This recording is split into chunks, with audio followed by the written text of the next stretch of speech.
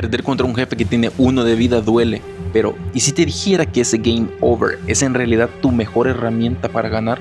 Hoy vamos a ver los 3 motivos del por qué morir es necesario. Aquí entra la psicología. Según Lev Vygotsky, el aprendizaje ocurre en la zona de desarrollo próximo. Imagínatelo así, el game over es el límite de tu capacidad actual. Es la frontera donde tu zona de confort termina y comienza el verdadero aprendizaje. Pensarlo, cuando ese boss te destroza, te está dando información extra que te falta. Esa muerte realmente es tu maestro. La primera vez morís porque no conoces el patrón. La segunda porque fallaste el parry. Pero la tercera ya estás operando esa zona de desarrollo. Ya no estás adivinando, estás aprendiendo. Morir no te hizo perder el tiempo, te dio los datos necesarios para hackear la dificultad del juego. Veámoslo en la práctica. Hablemos de Malenia de Elden Ring. La primera hora con ella es pura zona de desarrollo próximo. Vygotsky diría que el nivel de desafío está tan por encima de tu habilidad que la estructura se rompe. No estás jugando, estás siendo estudiado por el juego. El sudor en tus manos mientras intentas esquivar cada golpe es una respuesta de tu cuerpo al nuevo trabajo que le has dado y a los patrones que debe aprender. Ese nerviosismo de no saber si esta será la vencida o no es lo que te muestra si vas por buen camino o aún estás lejos de la victoria.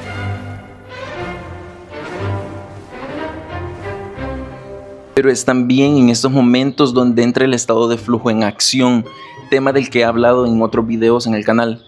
Este estado te permite concentrarte de manera que ni el tiempo ni otras distracciones te van a interrumpir. Todo esto es debido al buen diseño de niveles. ¿Qué pasa cuando el juego no te deja aprender o está mal diseñado? Hay de dos, se vuelve aburrido o se vuelve frustrante. Un buen juego te mata bien, un mal juego solo te hace perder el tiempo. Bueno, ¿y cómo aplicas esto la próxima vez que estés frente a un jefe que parece imposible? Fácil, deja de intentar ganar y empezá a intentar aprender. La próxima vez que entres a jugar, hace una run de reconocimiento. No gastes pociones, no uses tus mejores armas u objetos. Solo quédate cerca del jefe, observa sus movimientos. Busca ese límite de tu zona de confort. Cuando entendas que cada game over es un pedacito de información que estás descargando en tu cerebro, el miedo a morir va a desaparecer. Y curiosamente, cuando dejas de tener miedo a la pantalla de Game Over, es cuando por fin logras ganar.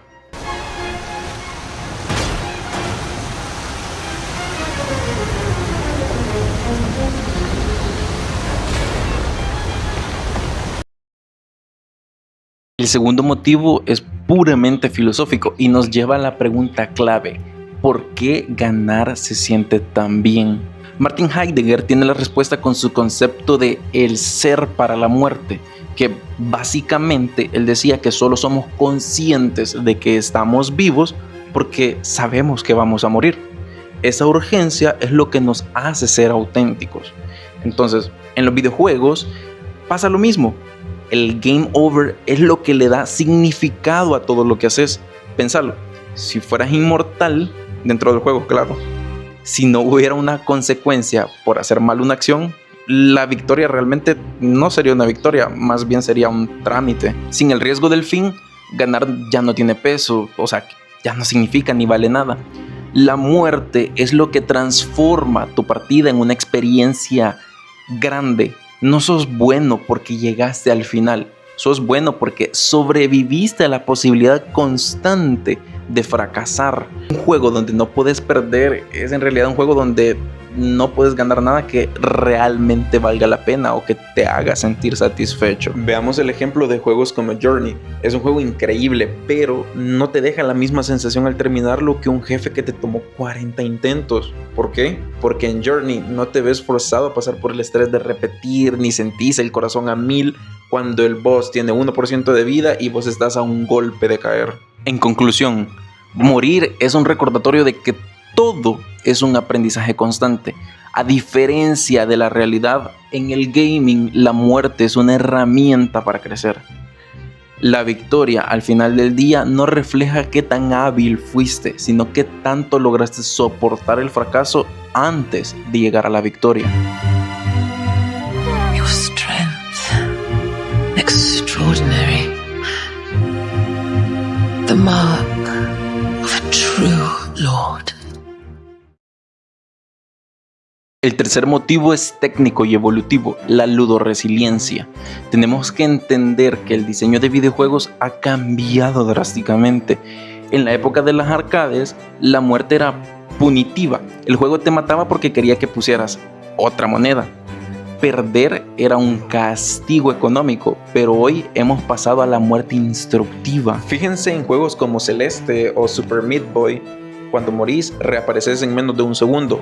Eso no es casualidad, es diseño psicológico. El juego elimina la fricción del fracaso para que tu cerebro no entre en un espiral de frustración, sino en uno de repetición.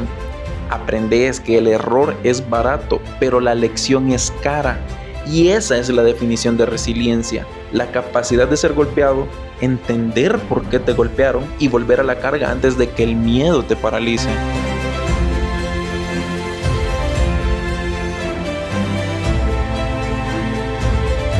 Recuerdo cuando estaba estancado con un jefe en Lies of P, que fueron varios días de intentar, morir y repetir. Sentía que no avanzaba y que estaba perdiendo el tiempo, pero lo que no veía en ese momento es que mi cerebro estaba haciendo clic. Estaba entrenando mi paciencia y mi capacidad de análisis bajo presión. En un mundo que nos castiga tanto por fallar, los videojuegos son el único lugar seguro donde el fracaso es literalmente el motor del éxito. Esta mecánica de morir y reintentar te entrena para no rendirte ante la frustración. Lo que aprendes frente a la pantalla, esa capacidad de levantarte tras el 20º fallo, no se queda en el joystick, es una habilidad que terminas transfiriendo a tu vida real, a tu trabajo o a tus estudios. El gaming moderno no te enseña a no morir, te enseña a ser alguien que, pase lo que pase, siempre vuelve a intentarlo una vez más. Pero ahora quiero escucharlos a ustedes. ¿Cuál es ese jefe o ese nivel que casi los hace abandonar, pero que al final les enseñó algo sobre ustedes mismos? Los leo en los comentarios para que compartamos nuestras victorias y nuestras muertes, ¿sí? ¿Por qué no? Si te gustó este análisis, no olvides suscribirte para más contenido así. Nos vemos en la próxima.